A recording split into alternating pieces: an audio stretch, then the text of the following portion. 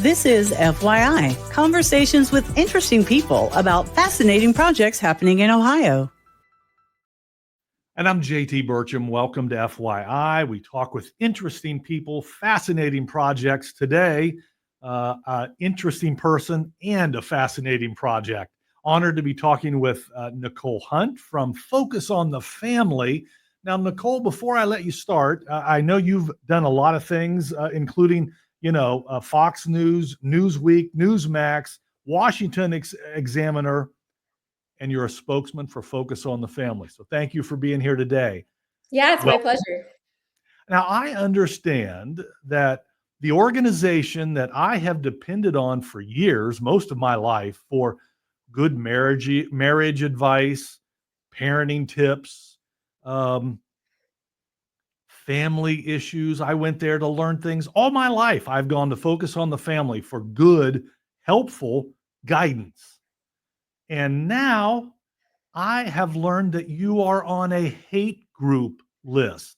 How in the world does that happen? That's impossible. You're right. Well, the group is called Southern Poverty Law Center, and it's actually a group that started out from, righteous beginnings. They were advocating for civil rights in the South, advocating that we ought not judge people on the color of their skin, but the content of their character. And so a group that really has a righteous beginning, but sadly has been led astray and really has been utilized by woke politics to come after Christians. So it's ironically a group that creates a hate list to target Christians for having a biblically based worldview, specifically when it comes to human sexuality and then to natural marriage. And their crosshairs are now over Focus on the Family for advocating for the value of male and female and advocating for natural marriage as the best possible situation for children to grow up. And we know that healthy families make healthy communities and healthy nations. And so these are things we've done for the last 48 years. But for the first time, we're being put on the so-called hate list. I'm baffled by that. Have you guys been closing down highways or bombing police cars or something? Have you changed? Certainly not. No. No, we haven't. The truth is we're actually among a great host of wonderful Christian witness organizations who have also been added to this so-called hate list. Among those, your listeners might recognize Alliance Defending Freedom. They're advocating for religious freedom, parental rights, pro-life policy in the courts, Family Research Council, a friend of Focus on the Family, as well as Family Policy Alliance, who's an ally of ours. And even those sweet moms from the Moms for Liberty who are advocating for the innocence of their children. We're all on the hate list together. So it seems that this so-called hate list really is a who's who of Christian organizations that are defending faith and also common sense in culture today. Yeah. Definitely seems to be a Christian target there because, in the good is evil and evil is good argument, it just seems like there might be better hate groups to focus on. I mean, surely there's someone out there actually spreading hate and not Christian organizations who are trying to spread love and forgiveness. So that's right. Yeah, it really is. Ironically, it's a fake hate list that's being used as a way to hate Christians and Christian worldviews. But here's the sad part. Well, we had two types of responses. The first response was, I'm not sure what took 48 years for them to notice that we've been advocating for natural marriage and the value of men and women our entire career as a organization that serves as a ministry. So that was kind of the first response. But the second is that these types of hate lists actually can incite violence. And our friends at Family Research Council, when they were added to the list in 2012, they actually had someone show up to their building and shoot a security guard. So it can actually lead to violence. But here's the truth of the matter. Anyone who has just common sense realizes that this is just a disagreement over ideas, not hate. And so when organizations like SBLC throw the word hate around, they not only become discredited as an organization, but the word hate also loses all sense of meaning. And I think at the end of the day, this fake hate list, it really is just a gimmick that SBLC uses as a fundraising tool for their organization, not a true indicator of organizations out there that are trying to hurt people. Yeah. Yeah. I agree with you. I'm going to change gears just a little bit. I know you're also a mom, and in today's world, in the good versus evil, or in the calling good evil and calling evil good confusion, we have gender affirming care. Right. Well, how do you help? What's your advice for Christian parents these days who find themselves in that scenario where they have to my kids are grown. I don't have young ones who have struggles with that. But Yeah. how do you answer? How do you advise Christian parents these days? Sure. Well, it's something that we follow obviously very closely at Focus on the Family, because even if you're a family who doesn't have a child with gender dysphoria, you have children who are exposed to all of these ideas. If you homeschool, maybe it's a little bit less prevalent, but all you have to do is turn on the TV and you'll see it. Your kids will see it. Or go to the grocery store and your kids might see it there. So I've got 4 kids, and they're all middle school and high school age. And we found that the best way to address the situation is to remind them of God's identity. Now, none of our kids struggle with gender dysphoria, but when we're talking to them about like what this is and why it's a denial of what God calls good, right? He's created us male and female, and it's good. We're made in the image of God perfectly.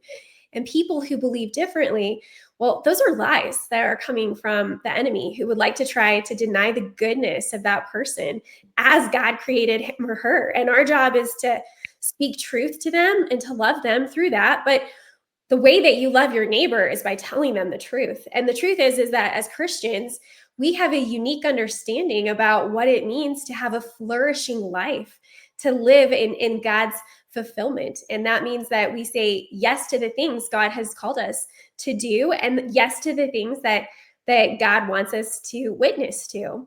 And so that's one way that we've been encouraging our kids, is talking about it up front with them. And our kids are old enough. They're 12, 13, 15, 16. But we had conversations even several years ago about this, because it was weird. They were talking about how people are saying that there's furries at school. And so you have to talk about that.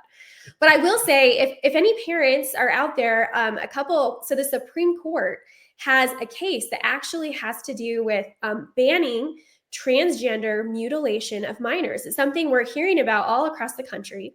And Tennessee passed a law in their state that said, we're going to protect minors from this experimental and damaging trans medical treatment. And we're going to just we're going to ban any of that in this state. Well, of course, immediately the ACLU and LGBT groups, they filed a lawsuit, and it's made it all the way to the Supreme Court. In fact, this argument, the argument was held in December, and now we're coming up to the end of the Supreme Court term, like in the next few weeks. And the question before the court is whether or not this law that basically says we're going to prohibit transgender surgeries on minors, if that violates the Equal Protection Clause of the 14th Amendment.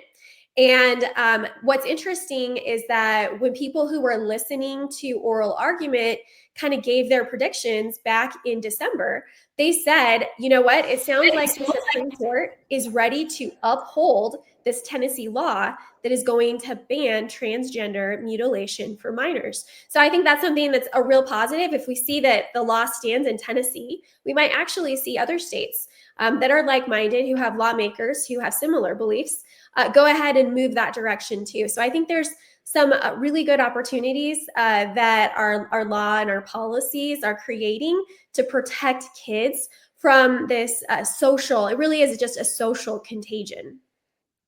Yeah, yeah. I saw, and I apologize, I don't remember the name of the study. I just saw the other day that came out that said they'd covered the results, but that even after affirming care, the depression level and the suicide level was still the same. Did you Yes. see that? Yeah. Yes, there was a report that just came out, and this might be the one you're referencing from HHS at the federal level, saying that these experimental drugs do not have a net positive. All the study is saying this is not helping our kids, and what we're seeing is the United States is kind of slow to recognize this. Other countries have already started to ban this type of medical intervention because it's for many kids it's permanent. And sadly, a lot of girls will never be able to breastfeed their children one day because of surgeries that they had done when they were minors. And so, United States is slow to the table on this, but thank goodness there are finally larger governmental institutions who are recognizing that this is not good for our youth. Yeah. Okay, Nicole, we're so honored to have you spend time with us here in the Miami Valley of Ohio. Thank you for being here today. Yeah. It is Father's Day weekend. So come on, help us out. We're dads. We're trying to be the best dads we can. What kind of good advice you got? What should we know? Well, I mean, I would say if you're putting the Lord first and your family next, you're already ahead of a lot of other men in the world today who don't have that order right. I've been married for 17 years, and I'll say when we started having kids and we started having children, like into basically, we'd been married for a year and we had our first baby a couple months later. And so now they're old enough to be almost as old as our marriage. But I'll tell you what, one of the things that I didn't realize that I wanted so much in my children's father was this spontaneity and sense of fun, as well as like this figure that loves hard but sets strict boundaries. He's firm with our kids, but they know that that comes from a place of love. And it's been so fun to see him be able to balance that. You have the firmness and the love, but you also have the fun. And in our family, it's the perfect combination because I kind of am the one who's driving the train forward, making sure everybody shows up to places on time. But he brings a lot of the life to the party. And then he also is the one who, at the end of the day, says, this is absolutely not going to happen, or, you're better than that, and calls our whole family to that higher elevated living where we're following Christ with all of our hearts. I love that. Well, happy Father's Day to Mr. Hunt. Yes, thank you so much. Well, Nicole, thank you for your time today. We sure appreciate it. If folks want to continue the conversation, are there good places that focus on the family to get resources for good information? I'm sure there is somewhere. Absolutely. Yes. Go to focusonthefamily.com and you'll be able to get resources for parenting, for marriage. If you're interested in some of the stuff that I'm a part of the news arm of Focus on the Family called The Daily Citizen. That's also at focusonthefamily.com. You can find us there and go there for all of your interesting takes on, gosh, how do we continue to have a Christian worldview in a culture that doesn't quite see things the way that we do as believers. We write a lot about that on News of the Day. Nicole, you've been awesome. Happy Father's Day to you and yours. Thank you for spending time with us today. Appreciate it. Thank you. God bless. Thank you.